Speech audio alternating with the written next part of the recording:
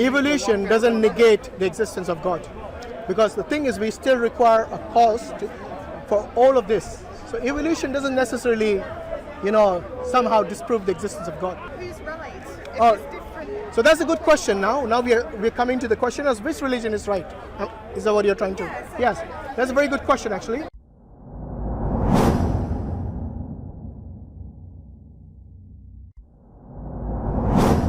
Mixed in a way. Like everyone's got their own responsibility.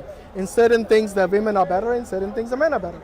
Okay. Wife isn't happy about having Say again. 4 wives. Say again. What if the wife isn't happy about If you ask most women, they will not prefer to have at the same time 4 men, even as boyfriends.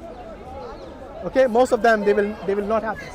They would prefer, because they prefer monogamy. Most of them, yes, and the men do as well. So in Islam, the default is what? I don't know how many people you have met as a Muslim who has got more than one wife.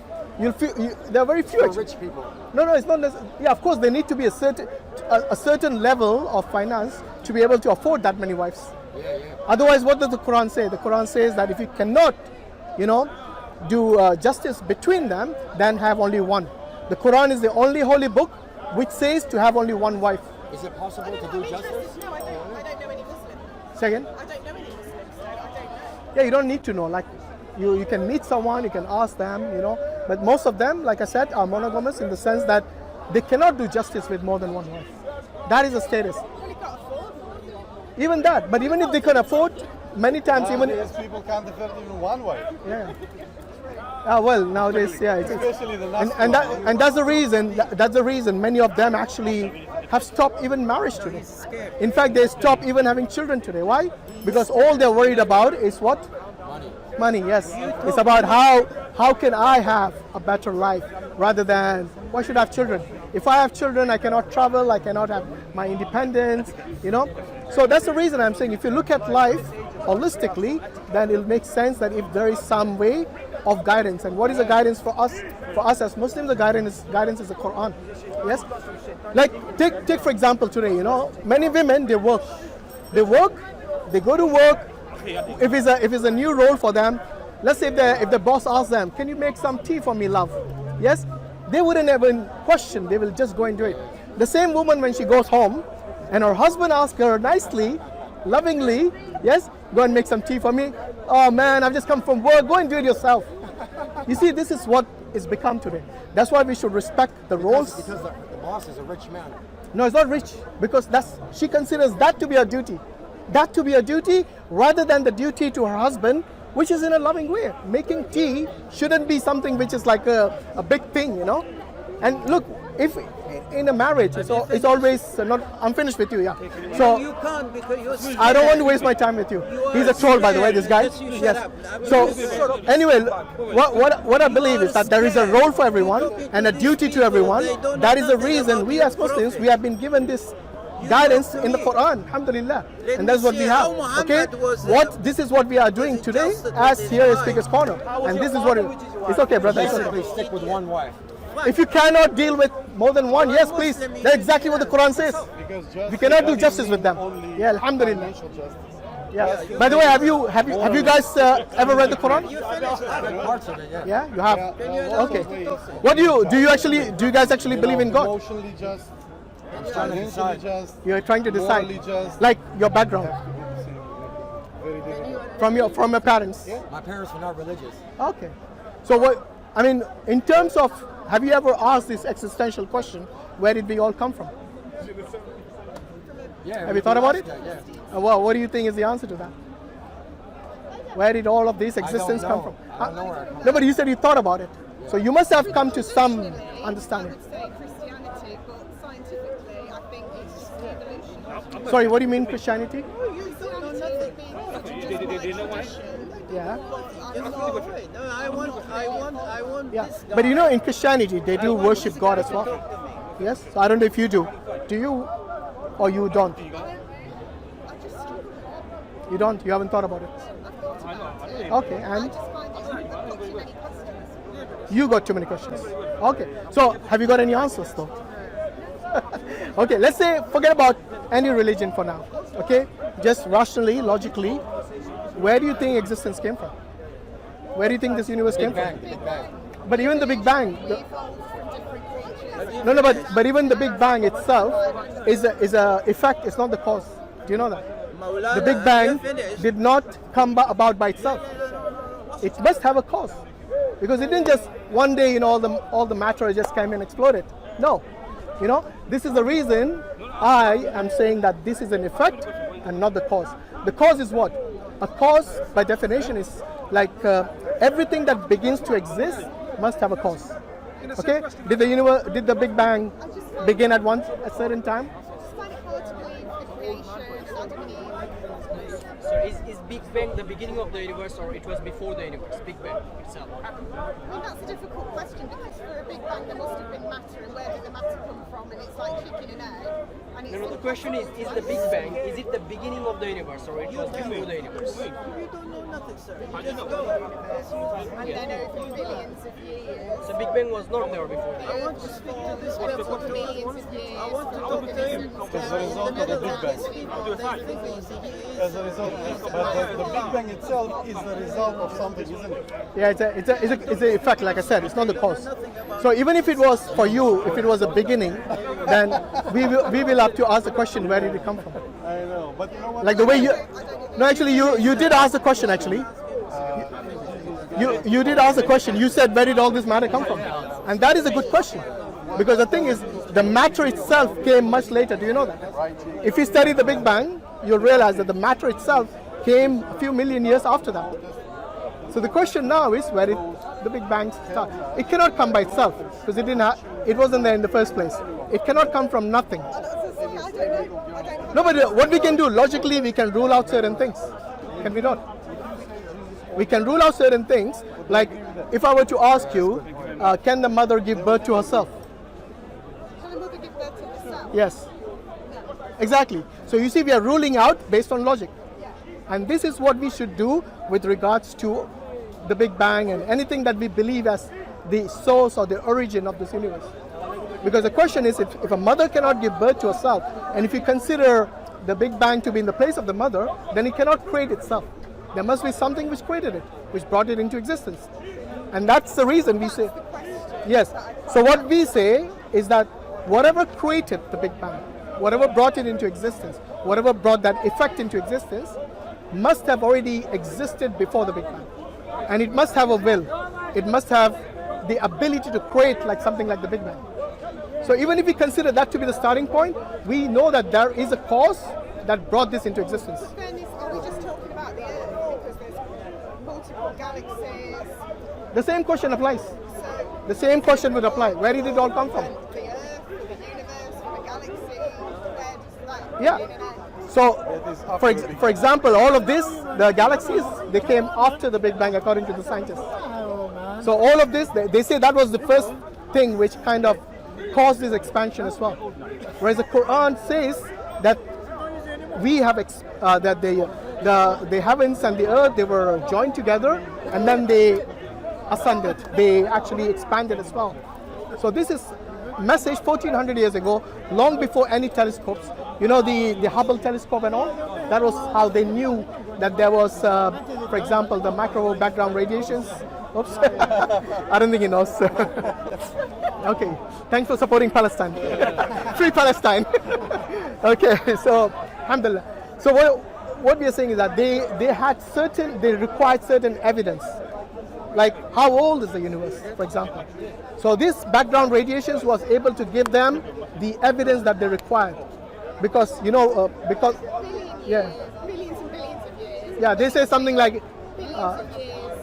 yeah, Light research, and then millions for that to adapt. And yeah. But this is the thing. What we call evolution is actually adaptation, not evolution. Because there is no single example of one kind of animal to become another kind of animal. You see, amongst the birds, Darwin, when he was giving us example of the birds, that saying that, well, look, they evolved and stuff. They did not evolve. Yeah. What happened to them, they just adapted to the environment they have changed to. Come here, brother. You understand? Some of them, they. But this is a problem. If that process, let's say, it started some time ago, then we should be seeing animals in the process right now. But we don't. So are the monkeys turning into humans? There is not a single animal that would be, Yeah, but within the even process of you know, changing from evolution one doesn't kind of negate the existence of God, because the thing is, we still require a cause for all of this. So evolution doesn't necessarily, somehow disprove the existence of God. The reason we say God is because God is the only one which actually fills this void, this answer which you're looking for, and that's why we say the cause has to be someone who is independent, someone who is a necessary being, that he doesn't depend on anyone and everyone depends on him. There has to be something like that. Otherwise, all of this existence doesn't make sense. Like if you look, there is order in this universe. Yeah. Look at the minutest of atoms, for example. Yes, it has a nucleus, it has electrons and protons and neutrons and so on. Now look at the solar system, which is massive, isn't it? And it has a very similar kind of concept or structure. Like we got the sun in the middle and we got the planets going around it, similar to the electrons. You see, there is, in the most micro and the most macro, there is so much similarity. And we don't think all of this is just by chance. We know that this order is there. Someone must have been keeping this, otherwise there'll be chaos. Look at any system in the world. But then who's right? Say again? Who's right? If Oh, it's different. So that's a good question now. Now we're coming to the question of which religion is right. Is that what you're trying to? Yes, that's a very good question actually. I think there are thousands of religions out there, and in our lifetime there's no way we can, have the time or the ability to research all of them. So what we do, we narrow it down by one factor, which is focus on the monotheistic religions, which teaches pure monotheism. Do you know why? Because that is the only logical explanation and understanding that we have as to why all of this is not a chaos and it's actually functioning in an orderly fashion. Because imagine if there were two powerful beings, yeah, and if one of them wills something different from the other one, whose will is going to be dominant? See what I mean? That's the reason if you look at all the countries, we have one ruler, one person who calls the shots, and he's, like they say, where the buck stops, like the Americans say, isn't it? So we need this even in a company. If you have too many people looking after it and there's no one person to have the last word, then there's normally arguments, and that's the problem. We spoke about leadership earlier in a marriage. That's the reason one person should have the authority even in a marriage as to have the last say. That doesn't mean they should be irresponsible and unjust to their spouse. Okay, we always believe that there is equity, not equality, because we know men and women are not the same, right? They have different needs, different even thought processes, different way they react to things, different in terms of their physiology. abilities. Yeah, so we actually believe in equity. We don't believe so-called equality like the feminists want to have it. Yeah, and today the feminists are in such poor condition, they can't even define what a woman is. There is example talking about men marrying women, the level of divorce, the percentage, and it's like the initiative to divorce comes from women, like probably 90 times of 100, yeah? Then there is a women married to women, okay? And it's almost like they don't last. Because there are two women dealing with the same marriage. They don't last at all. So talking about feminism, if that was an example of feminism, then it's a bad example. It's become a mess today because the roles they don't know who plays what role, and then they start inventing their own things. And that's the reason today they have got, like said, to the point where we ask them what is a woman, they can't even define that. Yes? So anyway, I think we should, the reason we talked about God is because for us, that is something which we should value the most. You know why? Because I don't know what your thoughts, or have you given any thought to afterlife? One thing is certain, we're all going to die one day, right? So there's no dispute there. Doesn't matter even if you reject God.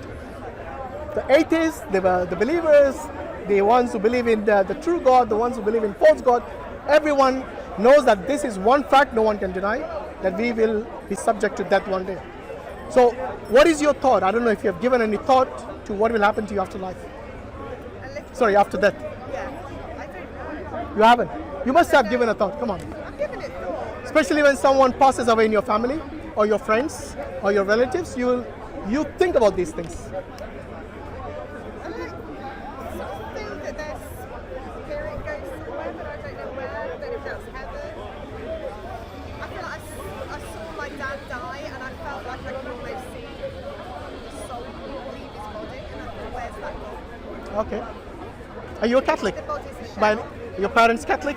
No? Okay. But Christian? Church of England. Church of England, okay.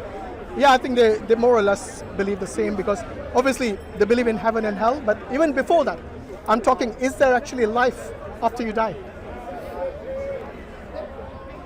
No? Okay, fair enough. What about you? Have you given it a thought? I don't know. No? Okay. I mean, look at it this way, okay? Imagine all of us, we know that we are going to die. Let's say we die and that's the end of it. Yeah? Dust to dust, ashes to ashes, and that's the end. In that case, did any of us lose anything? No. Our status will be the same. That is the end. I suppose one way of looking at it is if you have children, you live on through them, so it's not. No, but after you die, you can't benefit them anyway. But part of you, it's like a legacy. Yeah, I understand that, but whether you like it or not, the children are going to do what they want, regardless of what you had willed for them to do. What I'm saying is that for us as individuals, if the end was death, then we haven't lost out anything. But the question now is, if we flip that, and there is a new beginning after we die, then comes the question as to what have we done for that. Because anyone who is intelligent will try to lower the risk and not maximize the risk. The one who actually does nothing in terms of belief in God, they are actually maximizing the risk because they think nothing will happen to them. But when they realize that there is a new beginning, then they will be in for a huge shock. Is it not? And it'll be too late then, because So before life begins when you die. a new beginning, yes, absolutely, absolutely. This life is a test. Yes, as I was telling the other gentleman earlier, this life is a test to the point that you and I, we will not be forced to do what we want to do. So we will be, for example, be obedient or disobedient to God. God is not going to like zap you there and then. Yeah, He's going to give you a chance until you breathe your last. Sometimes it's 70 years, sometimes 80 years, sometimes 100 years. We don't know. We don't know which place we are going to die. We don't know how long we're going to live.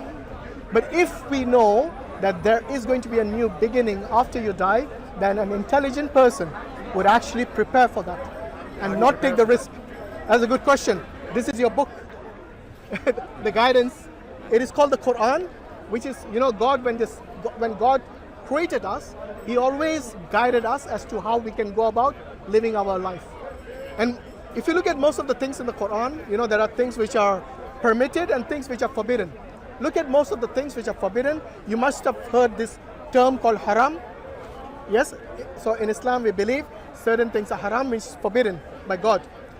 Look at most of the things which are forbidden. Alcohol, drugs, fornication, adultery, gambling, telling lies. Yeah, I know. I mean, not only the Bible. In fact, I would say even many other scriptures and books, be it the Hindus, be it the Buddhists. In fact, you don't even need to be religious to consider all these things to be bad. Do you agree? Yeah, common sense. There you go. But the common sense, Sense of values. yeah, yes. That's why I said Islam agrees pretty much with your common sense. So the things which have been forbidden are there for your good, for your benefit, and the benefit of the society. Take one example, gambling.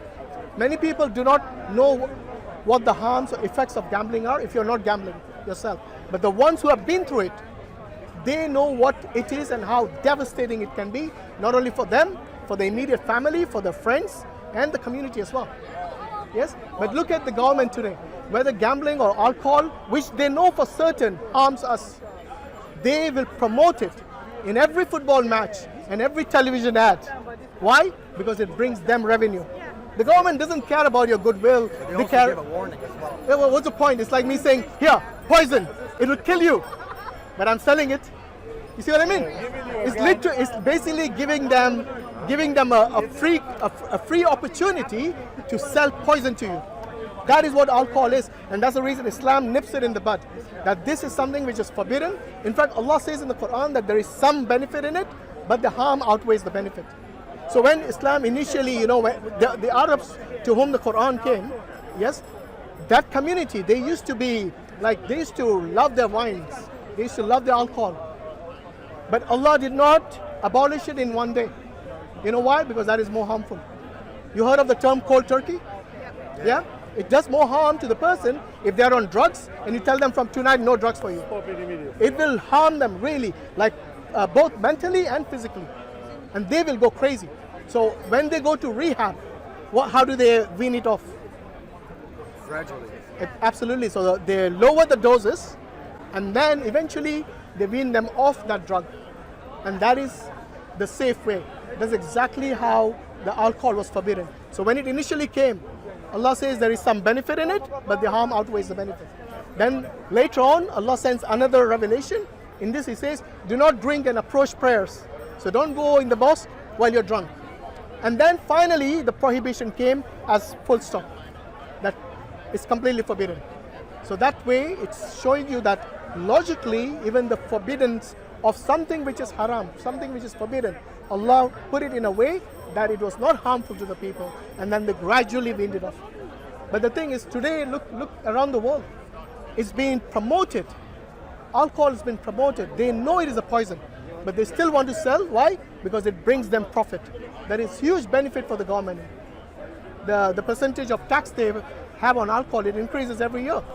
Same thing with cigarettes. Same thing with gambling. Yes? Doesn't matter how expensive they make it, people will buy it because they become addicted to it. How do they become addicted to it? Like you can openly buy it on the counter. Would any wise person allow their children to have poison if they know that is poison? They wouldn't. Why? Because they know that this harms them. The government knows it harms you. In fact, the NHS, the National Health Service, it spends something like 60% of its revenue on alcohol-related incidents or treating those people who are directly impacted by it. That is the amount of money we are putting in, the taxpayer. Even a person like me who's a teetotaler, who does not drink alcohol, even I have to actually, contribute to this poison that is being allowed in our communities.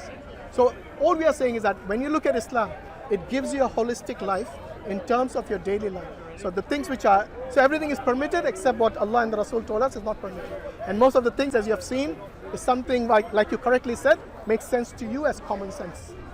So now the question is, if you know there is a new beginning after your death, how would you guys prepare for it? What would you do? How would you minimize the risk?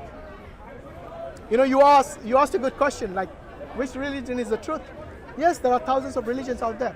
And I said narrow it down by what? By monotheism. Because when you have two gods and they want to, have a will which is different to each other, then both of them will start fighting.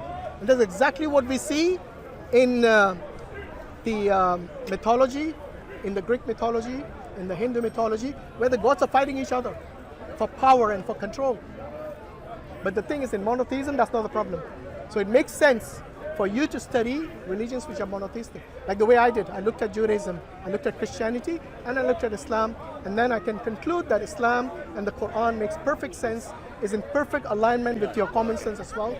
Many things that sometimes you think are bad in Islam, when you look at it thoroughly with the context, you will come to your own realization that it has to be the truth. So my gift to you, a free gift, a copy of the Quran.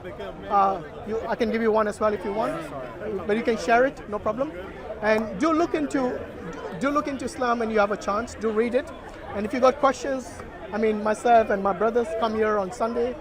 You can ask us or go to your local mosque. Are you guys local in London or? No? Okay. Wherever you're from, I'm sure there'll be Muslims there. So go to your nearest mosque, ask them questions. I'm sure they'll be more than willing to help you and to answer your questions. Answering my questions. No problem. I'm not shouting them. No, that's not something we do at all. But really appreciate it. Thank you very much. Jazak Allah Khair. Assalamu alaikum wa rahmatullahi wa barakatuh.